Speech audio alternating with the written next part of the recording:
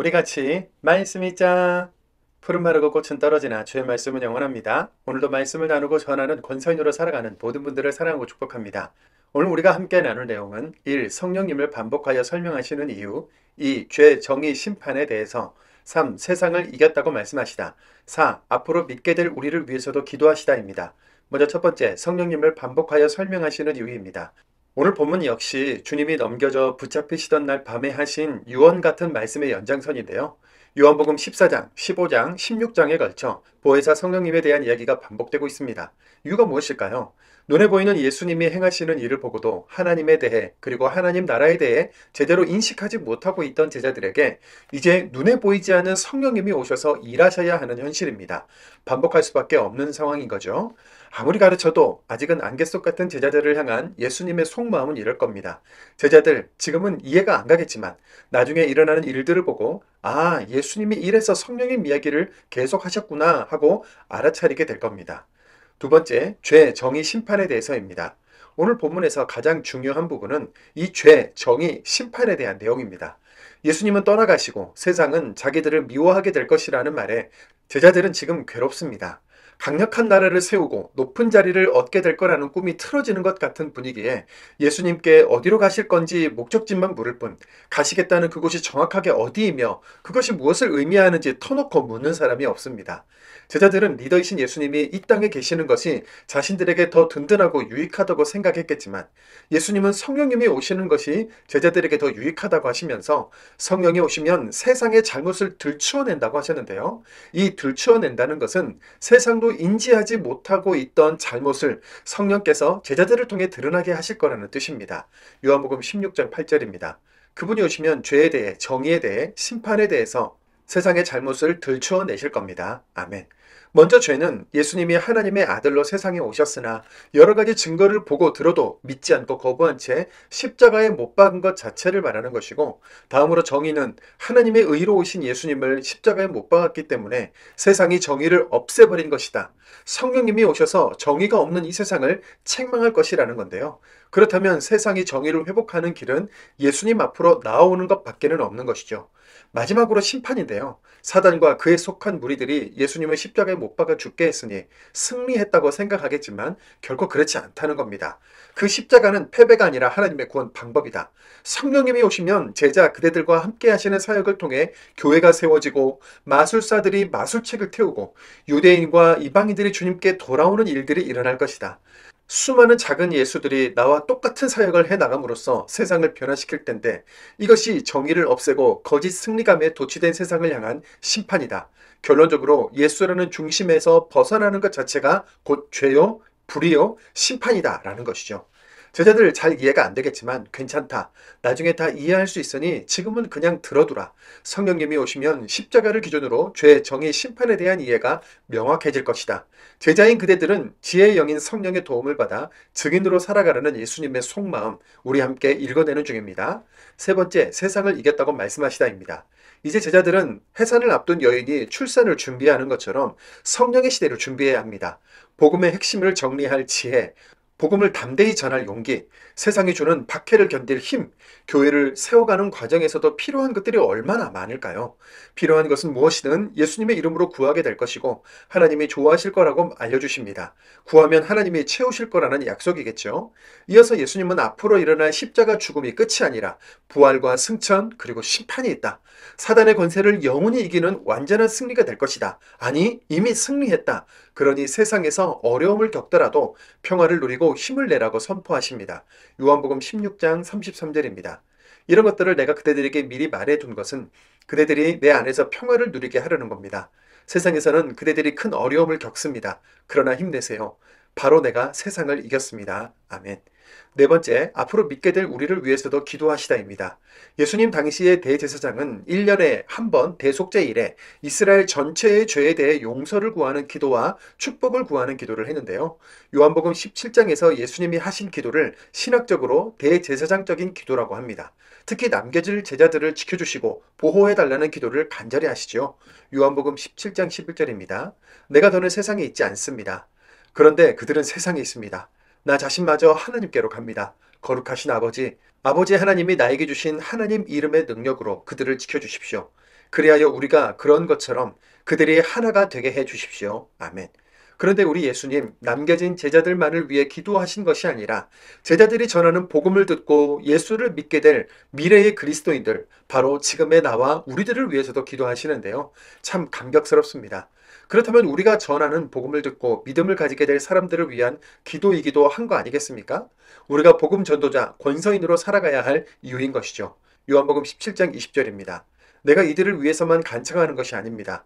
이들이 전한 말씀을 통해 나를 믿게 될 사람들도 위한 것입니다. 23절입니다. 내가 그들 안에 있고 하나님이 내 안에 계십니다. 그들이 완전히 하나가 되어야 합니다. 그래서 하나님이 몸소 나를 보내셨다는 것과 나를 사랑하신 것처럼 그들도 사랑하셨다는 것을 세상이 알아야 합니다. 아멘. 요한복음 3장 16절 하나님이 세상을 이처럼 사랑하사 독생자를 주셨으니 라고 하셨던 말씀과 내용적으로 맞닿는 구절인데요. 우리 모두 하나님께 사랑을 받은 자라는 사실을 기억하며 힘있게 살아냅시다. 요한복음 16장입니다. 요한복음 16장 이런 것들은 내가 그대들에게 미리 말해둔 것은 그대들이 걸려 넘어지지 않게 하려는 겁니다. 사람들이 그대들을 해당에서 쫓아낼 겁니다.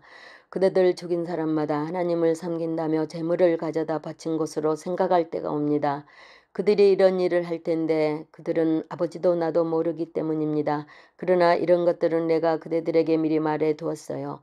그들의 때가 왔을 때 그런 것들에 대해 내가 직접 그대들에게 말해 주었다는 것을 그대들이 기억하도록요. 그런데 이런 것들은 처음부터 그대들에게 말하지 않았어요.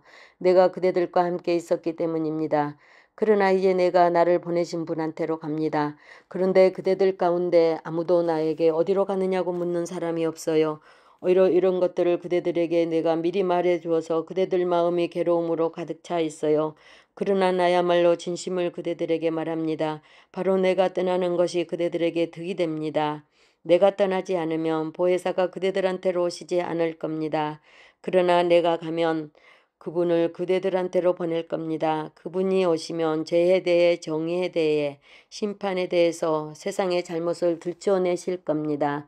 죄에 대해서라고 한 것은 사람들이 나를 믿지 않기 때문입니다. 정의에 대해서라고 한 것은 내가 아버지한테로 가서 그대들이 나를 더는 보지 못하기 때문입니다. 심판에 대해서라고 한 것은 이 세상의 지배자가 심판을 받았기 때문입니다. 그대들에게 할 말이 아직 많이 있어요. 그러나 지금은 그대들이 감당할 수 없어요. 그런데 그분 곧 진리의 영이 오시면 길잡이가 되어 그대들을 온갖 진리로 이끄실 겁니다. 그분은 스스로 말씀하지 않고 무엇이든 듣는 것을 말씀하실 테니까요. 닥쳐올 일을 그대들에게 알려주실 겁니다. 바로 그분이 나를 영광스럽게 하실 겁니다. 나의 것을 받아서 그대들에게 알려주실 것이기 때문입니다. 아버지에게 있는 것은 모두 다 나의 것입니다.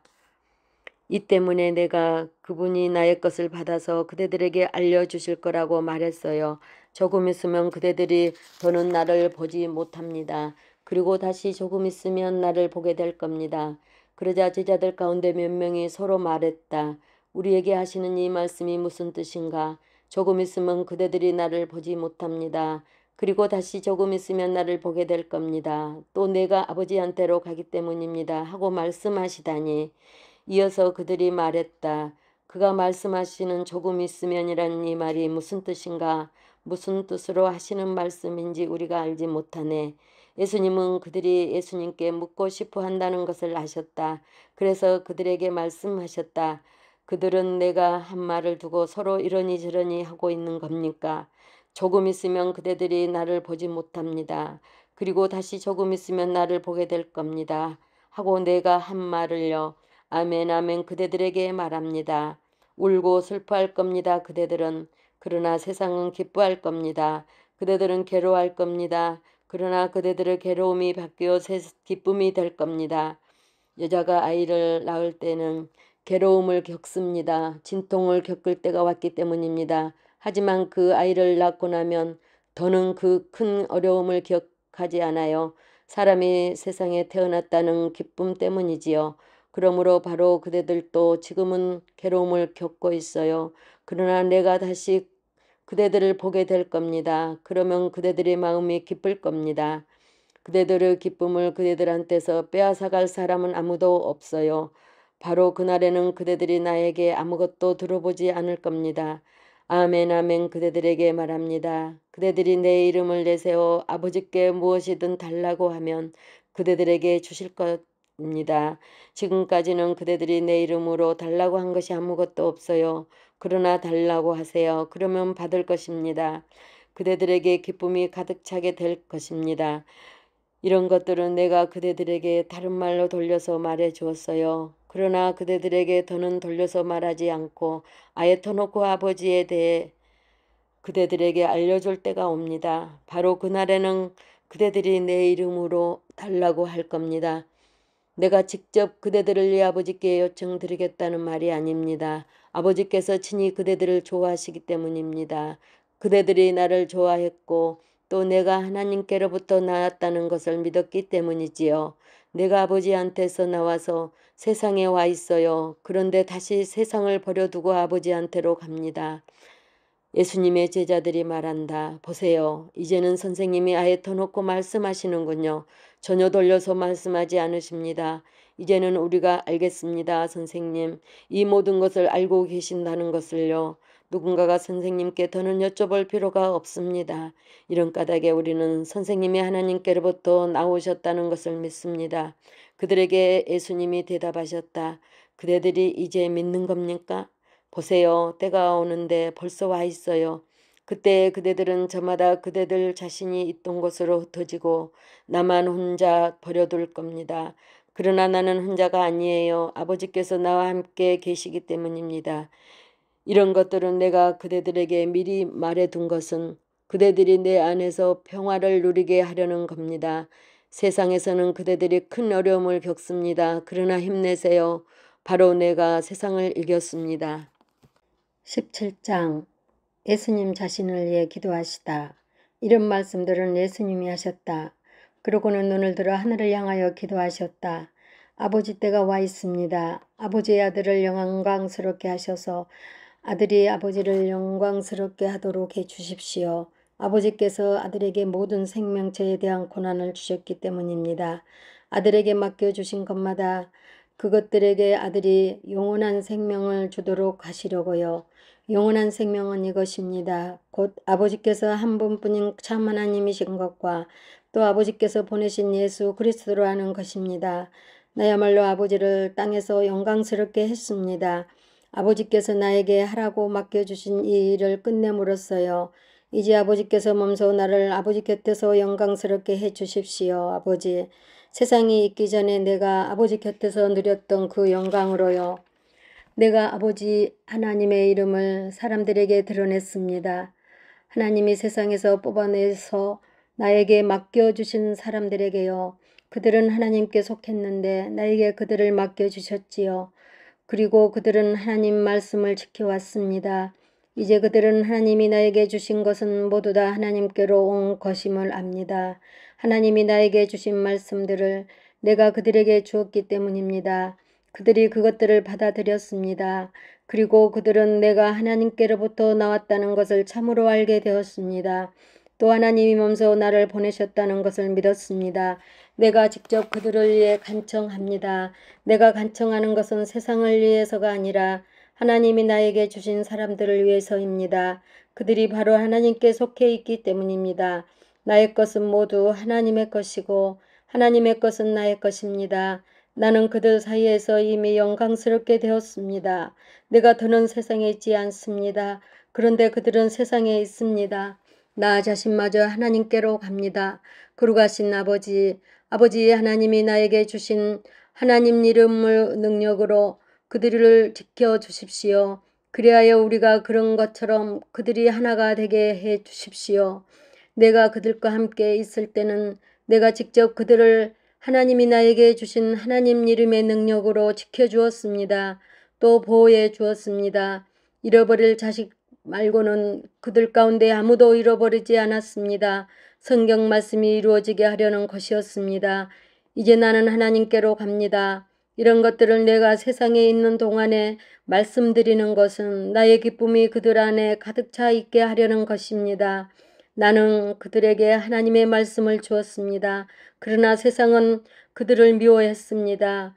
그들이 세상에 속해 있지 않기 때문입니다. 나 자신이 세상에 속해 있지 않는 것과 마찬가지로 말입니다.